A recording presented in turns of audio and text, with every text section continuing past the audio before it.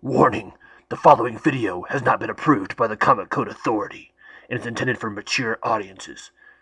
Viewer discretion is advised.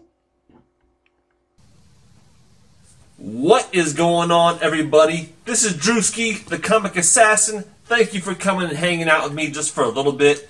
It's Monday. This is the day where I drop some news for y'all. What's going on when it comes to the comic books, whether it be talking about the books themselves, the movies, TV, etc. And also what you might want to be keeping an eye out for this Wednesday on New Comic Book Day. So let's just go ahead and jump into it. We actually got a lot of movie news going on. First off, the Bloodshot trailer. Freaking sweet. Alright, I thought it looked very entertaining. The only thing I didn't like is the way they were doing the whole glow thing in the chest. I'm not going to pass any judgment as of yet. But if you haven't seen the trailer for Bloodshot yet, go check it out and let me know what you guys think. Because it looked pretty good to me. It looked pretty good. Also, the Joker continues to kill it in the theater. It is being projected to be the highest grossing R-rated movie ever. And that says a lot, man. And that says a lot.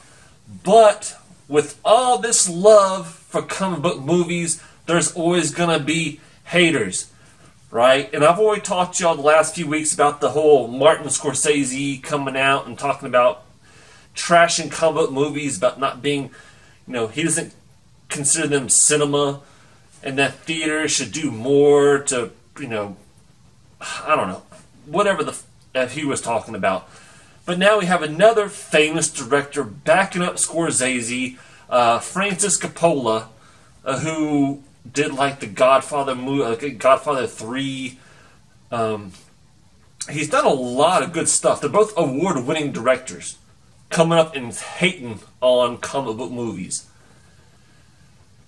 First off, Coppola, you haven't done anything relevant in the last 20 years. I mean, the last two movies that you directed that I actually enjoyed, you did Bram Stoker's Dracula back in the early 90s. Awesome. And Jack with Robin Williams in the early mid-90s. Good movie. Scorsese has done some stuff a little bit more relevant. But, here's the thing with all these people hating on comic book movies. You're entitled to your opinion. Right? There's a lot of movies out there that I don't like. That's fine. Is there a reason to bash people? So Coppola basically said that these are despicable. Now, if you want to bash a movie, you're also bashing the people who want to watch that movie. And if you want to be angry at somebody, you know who you should be angry with? The theaters. Alright? If it was cheaper to go out to watch a movie, more people would do it. Like, I took my kids to the zoo the other day. It literally took me $70 for tickets for my family to go to the zoo. And that's not including going in and the snacks and the rides or whatever else you want to do. It was a day trip. That's how it is going to the movies. If it cost me $70 to take my family to the movies, yeah, I want to be a little more selective, of what I want to go see. But if it was only $5 a ticket and a few bucks for a popcorn or something like that, yeah, I would probably go more often. So I don't get it with the hate. You're entitled to your own opinion. But whatever. Anyway, back to some awesome news. Venom 2 has come out and said that they have casted Naomi Harris as Shriek. Alright, now Shriek's first appearance was in Spider-Man Unlimited #1. Naomi Harris, beautiful woman. I think she's going to do a great job at it. But yeah, if you haven't gotten a copy of Spider-Man Unlimited #1, that began the whole Maximum Carnage story arc. Go pick it up now, because it's only going to get more expensive. So yeah, pick up that book. Also, Black Adam, they have put a date on to the start of the production. So it's going to be started next July, I believe is what they said. So they're finally getting the ball rolling with some Black Adam. Let's see what else. The Batman movie, of course. You know, I mentioned the last few videos, some of the prospects when it comes to the Penguin. Jonah Hill is not going to be the Penguin. There was that other guy, I forget his name. Is it Gad? Josh Gad or something like that. He's not going to be the Penguin. Apparently they have not found their Penguin yet, but they have found their Riddler. And the Riddler is Paul Dano. Okay? It's I think a good choice. Obviously they're going with a much younger cast. The movie apparently is going to be set in the 90s style. Don't know why that's relevant, but yeah. The only thing that I'm worried about with this movie, because first off, it's going to be a trilogy, from what I understand. But maybe you're packing too much stuff in there. Like, we know we're going to have Catwoman. We know we're going to have the Riddler. We know that Harvey Dent, Two-Face, is going to be in there. Is there a need to have the Penguin in there as well? Like, if you put in too much, that can almost be a recipe for catastrophe. You know, look at Spider-Man 3. First off, terrible Venom portrayal. But at the same time, they were trying to put in too much Green Goblin, Venom, Sandman, which Sandman was the best part of that whole freaking movie, if you want my opinion. But they try to cram in too many villains in there, right? So, you know, let's see what happens. But yeah, I mean, I would wish they would try not to cram too much stuff. I mean, Batman, in my opinion, has some of the best villains in all of DC. Hands down. Hands down, Batman rocks it when it comes to villains. And that's why he's such a popular character in the movies and in the comics. Because he's got the most exciting stuff that he's going up against. Once again, my opinion. But do it right. Don't try to cram so much stuff in. Have a long-term vision for this movie. And hopefully it's a good one. We'll see. Let's see. Watchmen came out. So Watchmen, the HBO series, came out like a day or two ago. I have not seen it yet. I'm probably going to check it out this evening. But if you saw that, I would love to know what you guys thought. Did you love it? Did you hate it? You know. But yeah, that came out. So check that out. Some option news. Sonata and The Marked. Both books from Image have been apparently optioned for a TV show. Now, Sonata has been out for a few months now. The Marked just came out this past week. It came out last Wednesday. In fact, I actually did my comic book review on The Marked last Friday, I'm sorry. So, yeah. So if you have not gotten those books and you want to, now's probably the time if you haven't already. Because if they do go to the big screen, whether it be TV, etc., you know, they're only going to be more expensive to obtain. So, just a little shout out there. But other than that, there's really not a lot going on with the books besides, you know, what you're probably already up to when it comes to the reading. I did see where Marvel was announced that they were doing an Atlantis Attacks event coming up in January. So basically, it's going to kind of be a continuation of the Agents of Atlas, kind of War of Realms type thing. I really didn't care for either or. It's probably going to be something I pass on. But if you're into the whole Atlantis, you know, Submariner, all that kind of stuff, it might be an event that you might want to check out. So yeah, that's coming out in January. But what is coming out this week? And thank God it is a light week. Alright, I looked at this week and I was like, whoa, like really? Like, I'm going to save some money this week. Because I just don't see a lot coming out. There's some good things, and like always, you buy what you enjoy. But here are my top picks of what's coming out. Let's start off with DC. So first off, that Batman Curse of the White Knight #4 comes out. That's a definite pickup for me because I'm reading that series. I've been enjoying it. I love the whole history aspect behind it. But also, my two top picks for DC. Swamp Thing #1 dollar comic reprint. Who doesn't love some Swamp Thing? Who doesn't love to get a #1 for $1? Right? I'm picking that one up for sure. But also Red Hood Outlaw #39 is also my top pick for DC. I've really been enjoying this little story arc that they got going on with the whole Red Hood Outlaw team.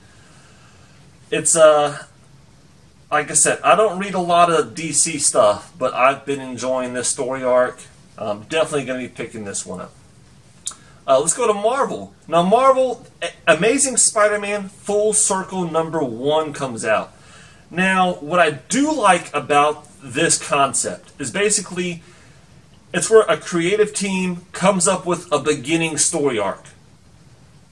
After they get done with that story arc, they pass it on to another creative team with no contact, no conversation between the two, and they're like, hey, this is the story arc that's been started, you have to fill in the gap. And then it goes to another creative team, and they have to finish it or continue it on. I like that originality, I like that concept. What I don't like is that $9.99 price tag. So, as a huge Spidey fan, this might be one I pass on. Because you trying to charge me $10 for a comic book? Yeah, I'm not feeling it. I'm not feeling it. But I do like the concept. With a higher price tag means there's probably not as many ordered. So it might be a good one to pick up. I'm on the fence with the price tag. That's all it is. But we also have Amazing Mary Jane #1 coming out. I'm really digging the Art Germ cover this week. In fact, it's probably one of my top covers for Marvel, especially. It's one I might flip through. You know, Mary Jane, she always has been and always should be a supporting character. Her having her own comic book, her own title, I'm not sure how well that will do. It's kind of like Black Cat, right? She's a good supporting character. Her own title series has been a bomb. I don't know if this one's going to be any different, but I really do like that cover. Mary Jane is the redhead in my life, so I might flip through it and I might give it a chance. But my two top Marvel books, Marauders #1 is coming out. So here we go. We're beginning all the spin-off titles when it comes to this whole X-Men relaunch. Me personally, I'm going to pick up at least issue 1 of all of them. But it's going to take a lot. It's going to take a lot from each one of these for me to keep being interested in buying them. Because I'm not buying all of them continuously. Can't do it. Can't afford it. There's other stuff I want to buy. But I will at least give #1 a chance. So that one's coming out. But the big one, Immortal Hulk 25. If I'm not mistaken, this is the end of this run. I believe they said they were going to 25. This should be the kit and caboodle going on. Definitely going with that original Alex Ross cover A. He's been knocking out the park. Screw all those other variants, unless you just like it. You know, buy what you like. But Alex Ross has been killing it. That's the cover I'm going with. Going on to Indie, we got some horror stuff going on with Indie. Show's End #3. That's from Mad Cave Studios. I enjoyed 1 and 2. #3 is coming out this week. I'm going to be picking that one up for the read. Also, Count Crowley, Reluctant Midnight Monster Hunter #1 comes out. It seems like an interesting concept. It's basically about this person who comes on as this, is it like a video, like a show host or something like that, and she believes her boss might be a werewolf, but apparently she has a booze problem. So I don't know. It's Halloween time. I love me some horror comics. I might be checking this one out if I can get a hold of it. Going to the Chapel #2 is coming out. I gave a shout out to #1 when it first came out. I wasn't able to pick one up because my LCS didn't carry it, but a lot of people seem to like it. #2, has already sold out at Midtown, if I'm not mistaken. At least one of the regular cover-priced variants has. So, yeah, that might be a good read. That's from Danger Zone Comics. But my 2 top indie books. Once again, it's Halloween. I'm going Unbound #1. Alright, and this is from Zenescope. Now, Zenescope is not a publisher that I delve in too much, but I do like the synopsis. Basically, it's about a werewolf hunter who's going, and basically they're going after this mob, and the head of the mob happens to be a lycanthrope. So I like the synopsis of it. That is one of my top picks for the week, but it's also one that I might have to flip through a little bit to see if I like the artwork. Alright, the covers weren't that bad. Like the story description, they gotta sell it to me in those pages. And if they sell it to me, I'm buying it. But my other top book, and once again, this is for the read. It's been an awesome read. Resident #4. I've been loving this story. I've actually done a review on at least 2 of the books, if not all 3. So if you want to check out what's going on in those books, just go back and find out where I did my review. I know I did at least 1 and #2. I want to say I did #3 as well, though, because this is a good storyline. I'm enjoying it so much. Resident #4. Check it out if you're so inclined.